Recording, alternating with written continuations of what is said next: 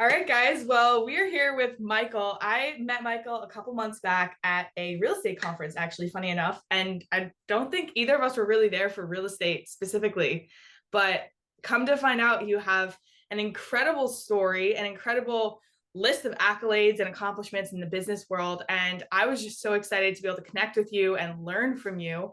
But I guess to start, just give us some context sort of to your start in business, and then we'll dive more into like your personal story and just all of the cool things you've accomplished.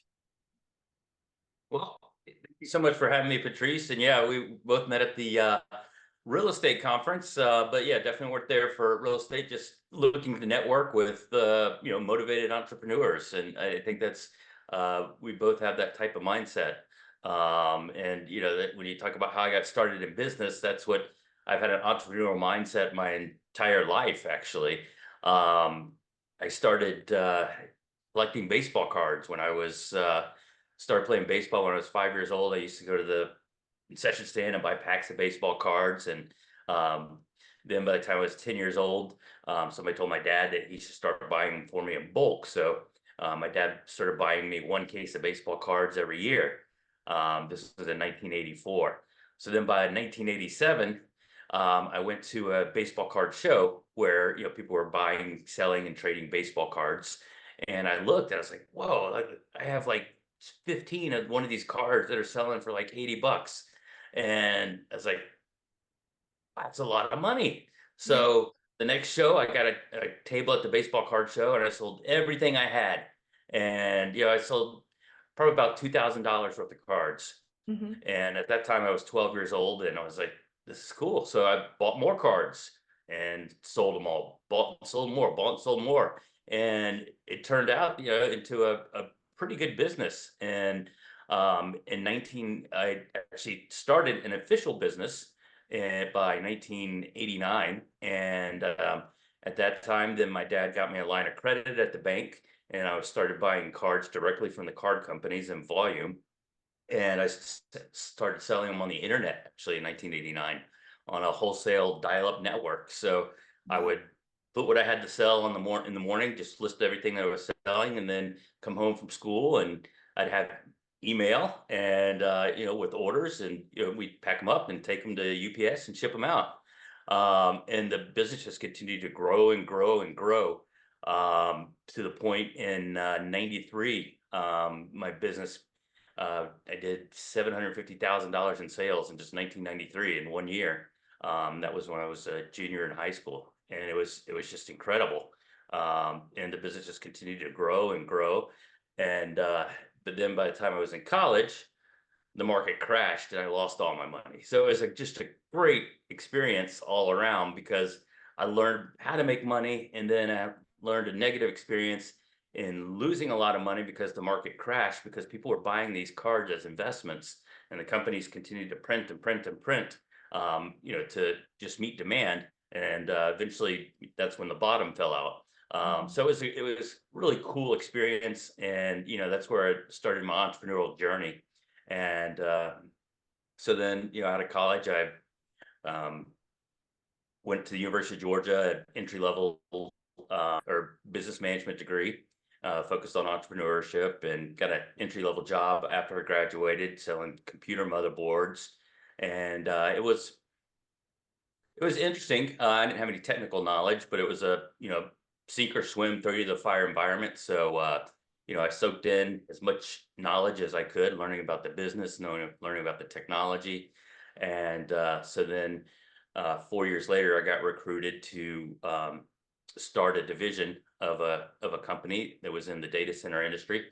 So I started their OEM division, and at that time they had zero relationships, zero revenue, and just through cold calling and networking, I was able to close business to companies like Dell, Microsoft, Intel, IBM, Hewlett Packard.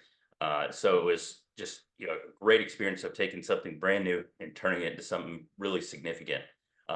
So I did that for 7 or 8 years, and then I got recruited to start the U.S. division of a streaming company. So it started as a proof of concept, This was in 2011. It was a technology proof of concept. It was a streaming platform that some engineers in Bulgaria had made. And basically, you could take content from your phone and stream it directly to any TV. It was very advanced for 2011. So,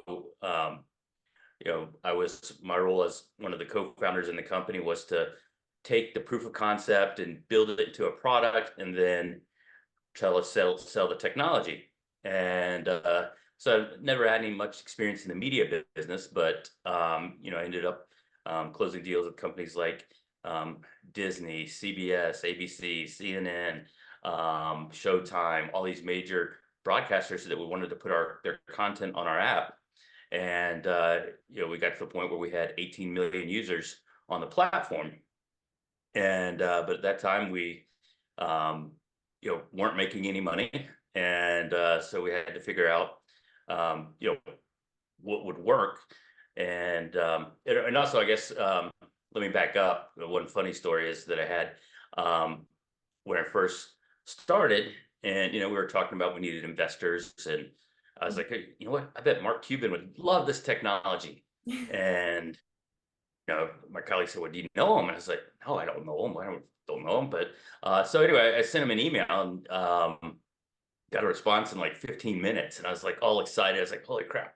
And I open up the email and read it. And, he says, he basically calls me an idiot. He said, you must be an idiot if you think I'd be interested in investing in a streaming company and jeopardizing the relationships I have with TV networks like AT&T and Comcast and DirecTV. Because at the time he owned several TV networks. And I was like, oh, okay, well, but That's crazy. but I continued to go back and forth with him, and he always responded to me, and I did end up doing some business with him. Actually, with this, he put me in touch with his brother and did some business with him with some of their TV stuff that they had. But like I said, back to the point where we're struggling making money on the platform. And it's just really silly. Growing up, I was a professional wrestling fan. Okay, well, actually, I still am, and I know that's silly. But I was like, this is in 2015. I said, wait, what if we did a wrestling pay-per-view? And we were like, oh, okay, well, we'll try that. So, doing through networking, I found one of the major wrestling companies, actually out of Japan, and we did one of their major pay-per-views, and it was extremely successful. And we ended up making a lot of money. So then we decided to turn the streaming platform into a fighting sports streaming network, and it's called Fight TV. And so it turned out we had live events, pay-per-view, on-demand content for all types of fighting sports. So from MMA to boxing to wrestling, martial arts, and it became extremely successful, and so successful to the point in 2020 we actually sold the company to Triller for $52 million. Wow. So that was really, really exciting and incredible. And and then after that, I went to go work for a nonprofit, a company called the Blind Institute of Technology, because I'm actually blind, and we can go into that a little bit later. Yeah. But I wanted to try to help people who were similar in my situation, as far as being blind. And so when I first started, my goal was to bring in money, obviously, for the organization. And so the first person that came to my mind was like, oh, wait, you know what? Mark Cuban, I'm going to contact him. So I forwarded the press release where we had sold the company for $52 million. And I also had a picture of when I actually met him in 2016, and me and him together, and said, I don't know if you remember me or not, but I contacted you 2011 about investing in this company, and we just sold it for $52 million. And now I'm part of this nonprofit. And he came back and he wanted to give us money, and he actually became the largest individual donor to the nonprofit. So that was really cool. Full circle. Yeah, absolutely. Yeah. So yeah, I was doing that for a couple of years, and then got recruited to be a co-founder in another company. This that was in 2022, and basically it's a company called Copecart, and co-founder in that. And we are a e-commerce platform that's focused on digital learning. So the coaching industry, how to make money in real estate, how to make money in investing, or just teaching certain life skills. And that's obviously an industry that's going to continue to grow, especially with the cost of college. People Mhm. are saying, well, do I really want to spend $200,000 to go to college? Or I could spend $15,000 to $20,000 in a course and learn this one specific skill that could teach me, that I could build a career off of. Right. So we started it in 2022, and we did about $100 million in revenue last year. And this year we're on pace to do probably about $180 million in revenue. So it's growing extremely fast. And Wow. so yeah, that's where I am today. That's incredible. It's like almost doubled revenue. It's yeah, from zero to 180 million in 2 years is it's Yeah, pretty big. So that's insane. Yeah, I definitely want to dive into the coaching industry because I agree. I think it's going to grow and continue to grow faster and faster. But going back to your first business with trading cards, I'm curious, like how, as like a young kid, how did you value cards and like know which ones to buy? Was it based on what was happening in the sports at that time, or was it based on just like finding these cards that already had high value? was the thing that drove their value was statistics, so performance of the players. Mhm. So whether it be somebody like Michael Jordan, who led the league in scoring every year and one of the greatest basketball players, or at the time those 16 rookie cards I had were Mark McGuire rookie cards, and he was a rookie and he broke the record for most home runs in a rookie season. Um, so it was you know value was driven by the performance of the players, but Mhm. then also the scarcity of the cards as well. But that wasn't as common in the late 80s and early 90s as far as the scarcity of the cards. But one thing that was happening was there's a price guide that came out every month, and then they would have a value of the cards. Mhm. And depending on, again, the players' performance, or what what the people that make the price guide see going on in the market, with some of the maybe older cards of players that are retired, then that's really what would drive the price up. And it's based on performance, supply, and demand. Um, and so that's really, and for me also, it was a volume game, because I was buying directly from the card companies. So I'd be buying a million cards at a time, because they came in, first they came in packs, and then packs came in boxes, and the boxes came in cases. So I would order 100 cases of cards at one Wow. time, um, and then just sell them like that in volume, because primarily I was selling at a wholesale level when I was selling on the network, on the internet in 1989. And so I was selling at a wholesale level to other baseball card shops and other dealers. Gotcha. And what was the feeling like when you were in school and you said like you were making like $700,000 at the peak a year? That's insane. Like how did that feel as like a teenager to be bringing in that kind of revenue? It felt surreal. I mean, it was just incredible. But I didn't think, I really didn't think anything of it. It was like, okay, I'm just doing it. And you know what? If I could started at my first card show, okay, fine. I sold $2,000 worth. So if I could sell $2,000 worth, then what do I have to do to sell $20,000 worth? And then what do I have to do to sell $200,000 stuff, right? And that's how you scale anything. If you could do something and you do it once, then figure out, okay, how can I 10x it and 10x it and continue to grow? And also growing up, my dad, he grew up in Athens, Greece, and he had to quit school when he was in seventh grade. Mhm. He had to help his dad make shoes because they were very poor. And when my dad was 15, he he came over to America, And he came on a boat by himself. His older brother, who was 22 at the time, lived in Savannah, Georgia, and sent him a boat ticket and said, come over here to America and you can live with me and we can work.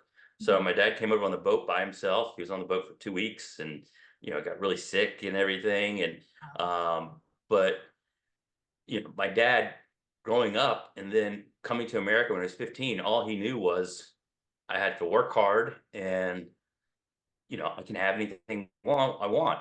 And growing up, me, my sister, my mom, we had anything and everything. We were spoiled. And I know that's not the right thing to do is to spoil our kids and things like that, but it was all from my dad's hard work.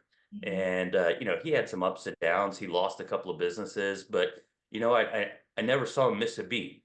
Always just picked himself up and say, okay, well, got to do something else. And so that's where I really got my motivation. And so going through it, as I was successful with the business in high school, I was like, well, I'm doing just like whatever my dad does. So but yeah, it was definitely an incredible experience, great learning experience. And yeah, I guess I was also very fortunate. Yeah, that must have been such like a cool childhood to grow up with a parent who is an entrepreneur and had that whole like journey and probably such an appreciation for the ability to grow a business and be successful in America. And then clearly, even though he maybe like provided that luxurious lifestyle for you, he clearly instilled like a work ethic in you, which I think is what sometimes can be dangerous with spoiling a child is if it doesn't come with the work ethic that provided the ability to spoil a child. So sounds like you kind of got both of those pieces. Absolutely. Yeah, that's incredible. So, okay, so then you lost everything when the economy changed. What was going through your head then? You were in college. Was it kind of just like you had to rethink your future? Yeah. I was like, oh, wow, maybe I'm not that smart. Maybe I'm just an idiot. And that was around the same time that like you were losing your vision as well, right? Actually, I started to lose my vision when I was 15 years old. Okay. So I started to lose my vision in 1989, actually, right when I started really growing my baseball card business. Okay, gotcha. So what was that like? If you could compare actually, this would be interesting. Like losing your business to losing your vision, which one was like what was the comparison of those two losses? Interesting question. Um, Both of them have been, incredible life experiences that both have made me the person. Um, I'm 49 years old now, so both of them have had a lasting learning experience in a positive way and are critical to who I am today. Um, so, it's I, I don't remember really going through a severe downtime or anything like that. It was just, oop, it is what it is. Let's pick ourselves up and move on. Mhm. Both when, losing all the money I made in the baseball card business and losing my vision. Mhm. Yeah. I think that's like such a good like takeaway for people to have that like it's not about like having everything fall in place for you to be a successful entrepreneur. I don't think there's any successful entrepreneur that just had things, laid out on a red carpet in front of them, but it's just that decision to take those losses and turn them into a learning lesson and move forward with them, which is like every guest that I've had on my podcast that's been consistent that like usually it was a process of at least like a decade or so before they really found something that stuck and something that worked in business, and they usually also had some really crazy things they had to work through, but it was that mentality that you so clearly have, and you've taken something that a lot of people would use as a handicap and you've turned it into like your superpower, which is inspiring for me to hear that because you wear that right on your sleeve, and it's so cool to see. I mean, not being able to see, I have to, use my brain more on how to accomplish things that other people just, take for granted. I have to be a little more creative of, how to do things or, if something's broken in the house, how to fix it. I still believe I can do almost anything, Mhm. um, you know, e- except drive or if you threw a baseball at me and hit me in the face. But, I, things that, I don't think I have many limitations. And it's, because of that, I have to be very creative in finding solutions to do things. And I think that's also one of the things that's made me successful in business is being creative and thinking out of the box and figuring out, okay, how else could we do this? Or what's an interesting partnership that we can make? Or what type of ecosystem can we build? And that's been one of my biggest key success in every company that I've been with is, using some of my creativity and building relationships that, are maybe not even directly generate revenue, but partnerships and that, obviously complement our products or services that I'm offering at the time. And I think that's probably one of the biggest keys to my business success. Yeah, that's such a cool point. One thing I'm curious about, because I think I might have told you this, but I'm type 1 diabetic, which is Mhm. very different, but I get a lot of questions if people find out, because I don't really like tell people that I'm diabetic, but I'll occasionally it'll come up, my insulin pump will set off an alarm or something, and I'm just like, oh yeah, I'm diabetic. And I kind of noticed like you weren't advertising like that you were blind at all, because I didn't even know until after we had met, which is crazy. And you mentioned it on the phone, and so I'm curious though, do people ask you like at least this is a question I get a lot, like, oh, like how do you do that, how do you live with diabetes? And when I get asked that question, it's kind of confusing for me, because I'm just so used to it that I don't think about it ever. And so I'm curious if it's similar for you. Do you get a lot of people that think it's like a bigger thing than it is? Oh yeah. Yeah, Yeah. I mean it definitely is, and it's kind of funny, like Uber has changed my life, in my entire family's life, because before, if I had to go to the grocery store, get a haircut, my wife and kids had to take me and sit in the minivan while I get a haircut.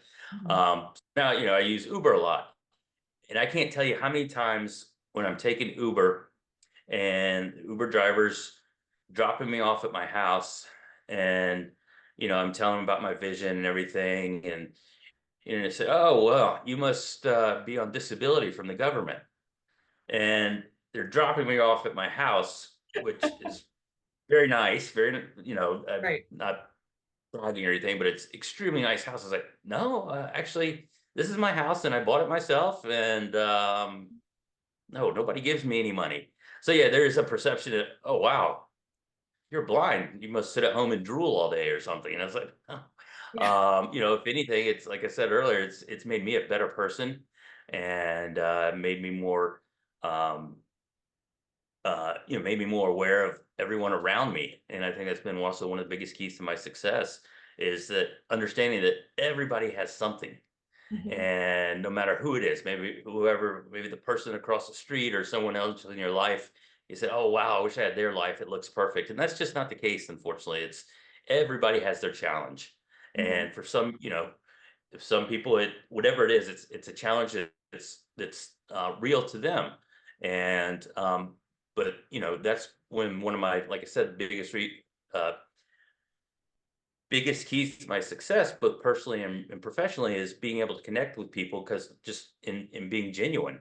'Cause everybody's a person inside, and that's what, and that's something that my kids have learned as well. They've learned that, okay, I've got to help daddy up the steps and help daddy down the steps, and then they, see kids at school, and they said, oh wow, this kid needs some help, or this kid's sitting by themselves. They get the perspective of, people are people.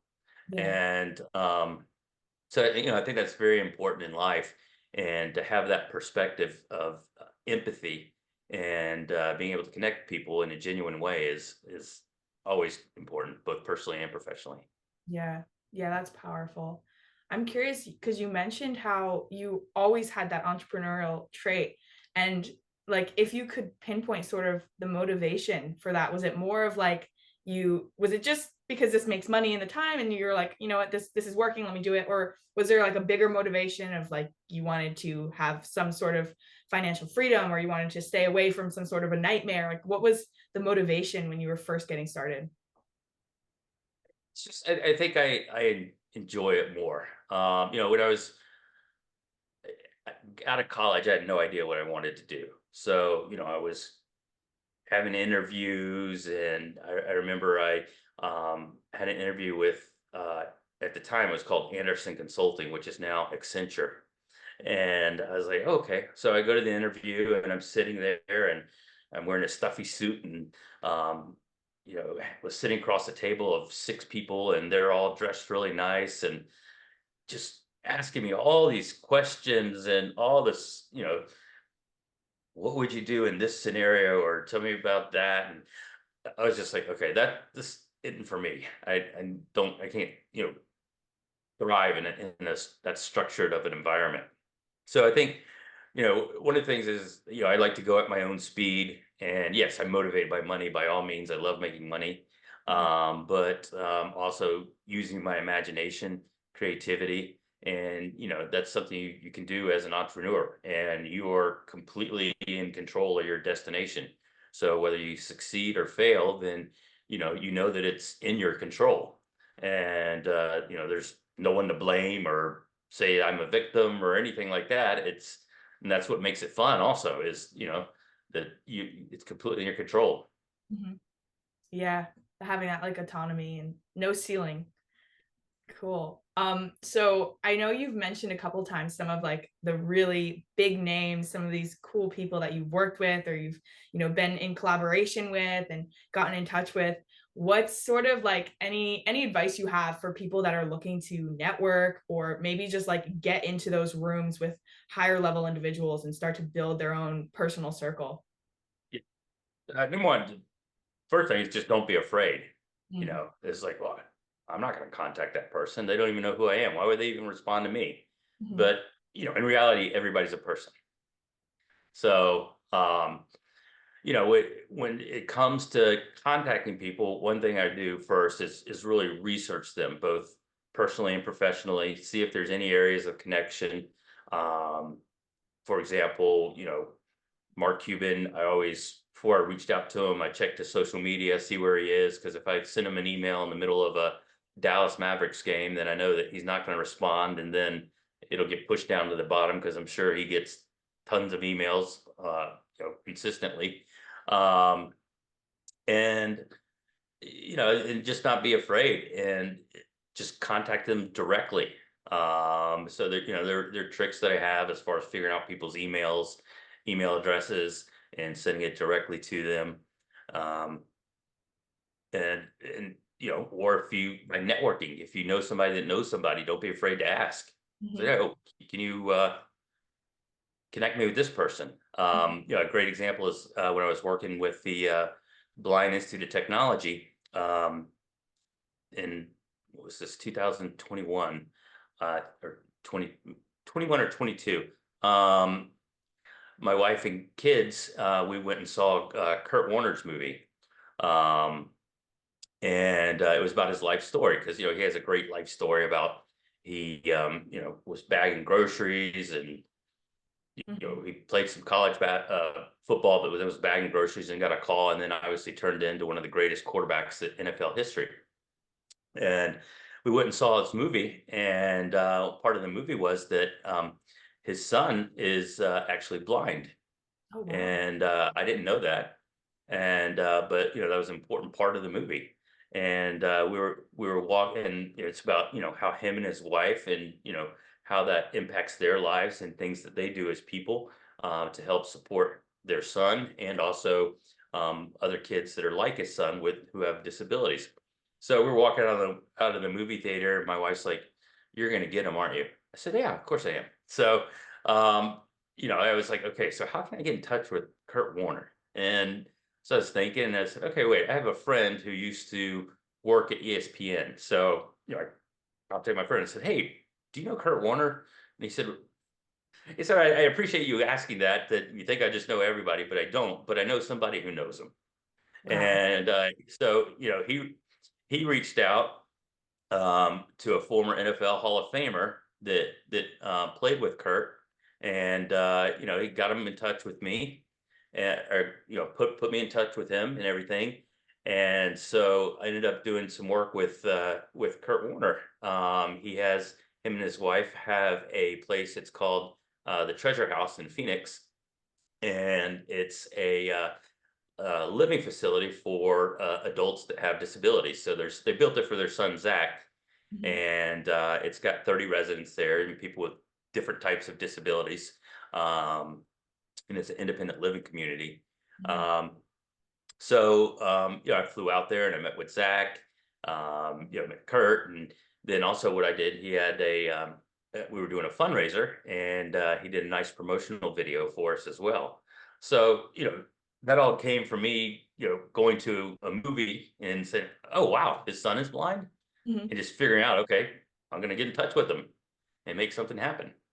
That's incredible. I think one thing I've noticed throughout this whole conversation is you just have like zero limits on yourself. You're just like, okay, like let's make it happen. If you have an idea, you're just like you're gonna go and you're gonna make it a reality. And that's really, really cool. I admire that so much. I think that's what like sets people apart is like a lot of people have these limiting beliefs and these ceilings they put on themselves and they just be like Kurt Warner, like there's no way I can, get connected with him. And they would just, kind of put that thought to rest.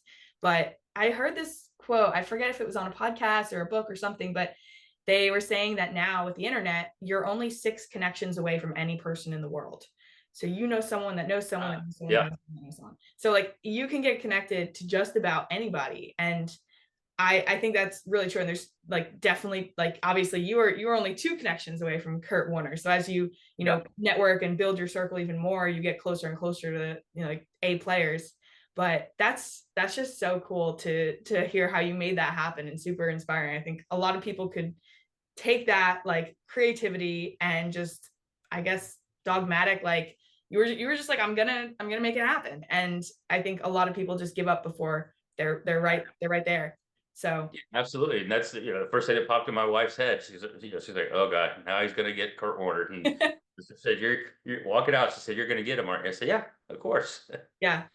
What's And been like the craziest connection that you've made just like in that process? Was it Kurt? I'd say probably the most fulfilling. It was either him or Mark Cuban, but Kurt Warner probably more, just because it was more personal, more of a personal connection, as far as because his son's blind, Right. and I think that was probably the most meaningful connection that I've made. Mhm. Definitely. That's incredible. Yeah, and then you mentioned now like your work with Copecart. So diving into the coaching industry a little bit and kind of touching on some of the points you made about how now like college is deemed less valuable at than a lot of these like online programs. People are kind of opting to take a traditional or opt out of the traditional route and take a non-traditional route to really learn whatever specific skill that they want to, kind of take out on their own and start their own business or start to freelance or whatnot. And what are some of the trends that you kind of observed in that industry, kind of working closely with the education space? Definitely continuing to grow, um, and definitely a younger demographic, as far as the people that are investing in coaches and in purchasing courses. So I think that definitely affirms um, the process of that. People are thinking about alternatives to college, and um, so I think it's definitely something that's going to continue to grow and emerge, and people are going to continue to create courses and coaching on certain skill sets that you go to college and you have a major, and your major, ultimately you're supposed to go there to learn about your major, and that's going to be your life skill. Or you go to med school, you're going to learn how to be a doctor. So if you can decide what exactly that skill set that you want, and you know do it for just 15 or $20,000, and obviously that's in just a 12-week period, then obviously that's will get your career going a lot faster, save you a lot of money, and save a lot of time as well. Right. I'm curious, so, like, because I personally have invested in quite a few courses, and I like for someone like me, it's pretty easy to find people that I can learn from because I'm, only been an entrepreneur for a couple of years. So, going to a conference like the one we met at, I can learn from just about every single attendee there because most of them are a couple steps ahead of me. So it's pretty easy for me to find courses and coaches and mentors and people that I can learn from because of where I am in my journey. But for someone like you, where you have these accomplishments, you've had successful exits from companies, you've built these incredible companies and connections. How do you find people or courses or just like places that you can get into to learn and level up your skill set? And that's very important. I think, learning is a continuous process. So I still continue to learn. And if I'm, a part of my learning process in, especially in my early career when I was learning in the technology industry, I wasn't afraid to ask a stupid question. If I didn't know something, then, I would ask the dumbest question. And sometimes I'm sure I got dirty looks or whatever, like you're an idiot. But the good thing about that was I couldn't even see the dirty look or response that I got. So I would just, what, did you hear my question? What's wrong? What? Hmm. So, but no, learning is still very important to me and to anyone in life. Both for your personal and professional development. So, I'm always curious, and I love talking to people and figure out what they do, or looking around and say, "Oh wow, look at that guy! He's got a $10 million house. I wonder what he does." I'd love to go knock on his door and just ask him, "What's your story? What do Hmm. you do for a living? How'd you do it? Tell me all about it." So I'm always curious like that.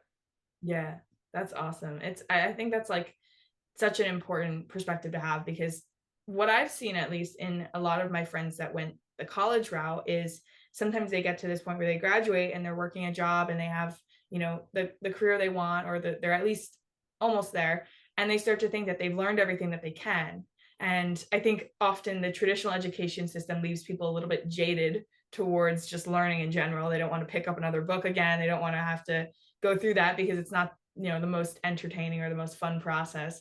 But I think it's so important to kind of maintain that posture of like a learner, because if you don't, then I don't know, I think life would just be so boring. Like if you're not continuing to learn, because the world's always changing. So even Absolutely.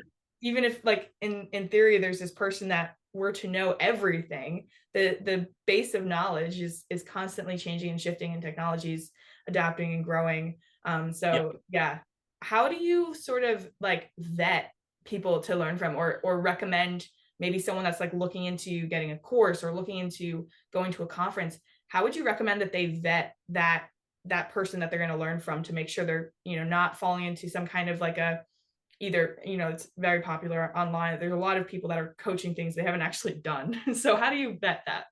Right. Yeah. Yeah. So definitely do some research. And with the internet, there's tons of ways to do research on people. So look at their life story. Look at their past experience. Did they actually make money doing what they're teaching, or they, they're just like you said, just they've never actually done this before, but they're going to tell you how to do it. I said, oh, okay, yeah, that's great. Um, so, I think it's just to really do some research, talk to people that have purchased the program before, get some feedback from them. You know, were you successful? You could ask the coach, just say, okay, can you give me some references of people that were successful? Give me some references of people that weren't successful. Why weren't they successful? Because it's going to happen no matter what. I mean, you might have the best courses in the world, and you might be the best coach in the world, but you're still going to have people that are going to buy your course, and they're going to fail just because they don't do the work or whatever. But it's good to just take time, do your research, because when you're making those investments, they are big investments, and you want to make good use of your time Mhm. and your money. Yeah. Yeah. So just do some thorough research and find out what the accolades or the accomplishments that that person has that give them the credibility to teach on that subject. Yeah, and if they're not open to giving you that information, then that should be a red flag. Right, right. Awesome. Okay, final question. So if you could give one piece of advice to, let's say, a high school or college age kid looking to start a business or get into entrepreneurship, learn and start their journey in that space, what would that be? How would you recommend they kind of go about getting started? Always do something that's it's interesting to you, that you have a personal interest as well, so that it's continuing to be exciting for you. Mhm. And um don't be afraid if it's something that doesn't exist. So the biggest thing is find something that's really that you have an interest in, and you're passionate about, and then from there, don't be afraid to go after it. And don't be afraid to fail. And don't be afraid to ask stupid questions, and always be willing to always listen. And and learn as much as you can. Mhm. That's awesome advice. I've learned so much throughout this podcast. And thank you again for just taking the time and sharing your story and your wisdom and all of your insights. This is incredibly valuable. So I know it's going to add a lot of value to my audience. There's so many lessons in here. I'm excited to just like go through it because I know as I'm like going through and editing, I'm going to be taking notes again. So thank you so much for your time, Michael. I really Thanks for having appreciate me. I it. really enjoyed it. Thank you, Yeah. Patrice.